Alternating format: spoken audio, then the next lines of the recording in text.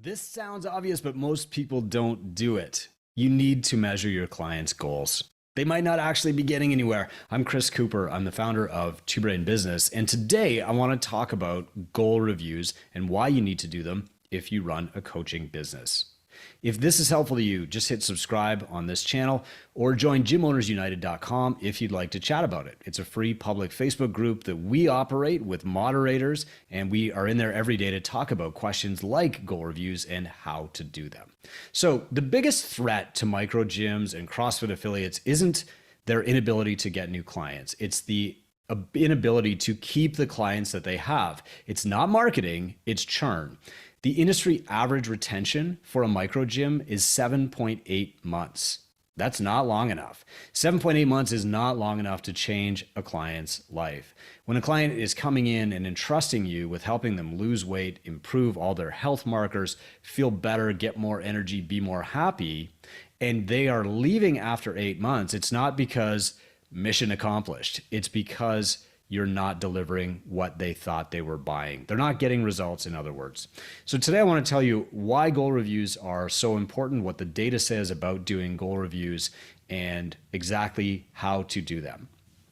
A goal review is part of what we call the prescriptive model at Two Brain Business. So you start with a consultative process. What are your goals? Then you make a prescription. Here is how my service can get you to those goals.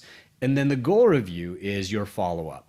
Your first goal review happens after your on-ramp program. When you meet a client, you say, are you perfectly happy with your progress? You celebrate their wins. You might ask for a referral, and you make their first exercise and nutrition prescription from there.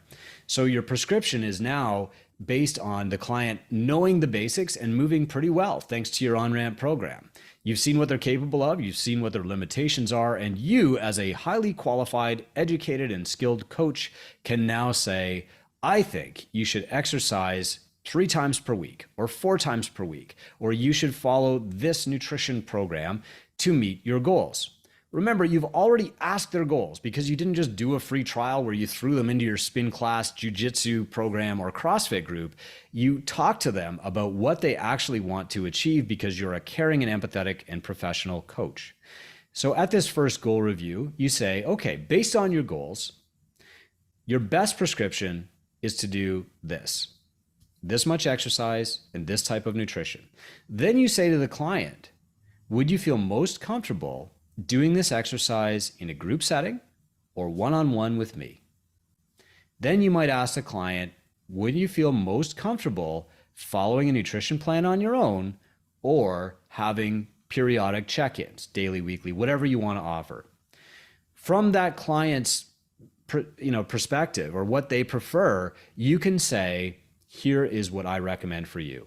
And that's the first time you ever open up your pricing binder and say, here is what you should buy, because this is the first time when you're actually qualified to say, here's what I recommend. Okay, you've been through on-ramp, you've made your recommendations.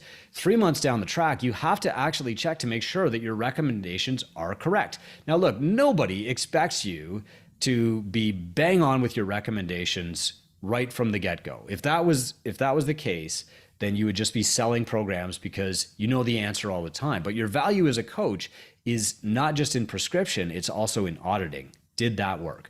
Think about any healthcare professional. They are going to make a prescription and then they're going to make an appointment with you to follow up and make sure that it's working. So for example, your doctor says, I think we should try Lipitor.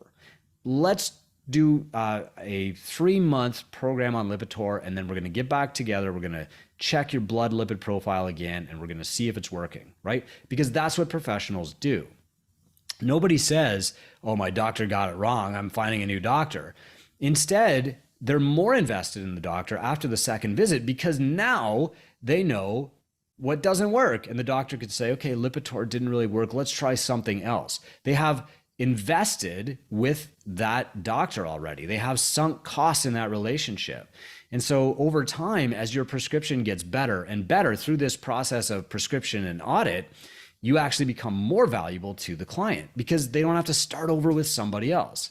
And so your goal review is really a measurement of the thing that they care about first. If the client came in and said, my primary goal is to lose weight, then you measure their weight at intake and you measure it at your first goal review 3 months later.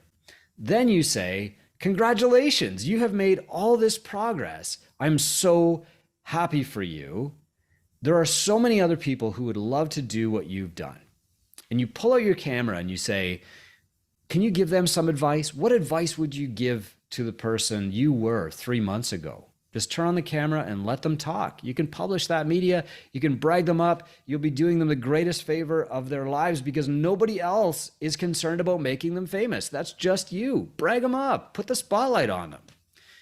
So after that, then you pivot to, are you completely satisfied with these results? And if the client says, yes, I am, then you say, amazing. Let's keep going on this path for 3 months. But no prescription will last forever. And so in 3 months, I want to get together again, audit your progress. And if we have to do something a little different, then we will. But for now, things are amazing. Congratulations, high five. And you send them back to what they've been doing.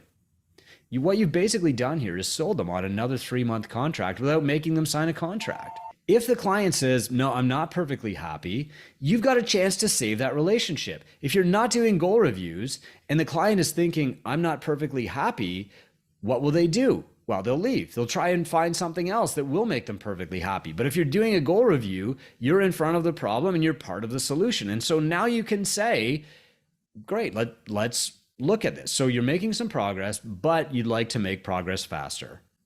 Is that right?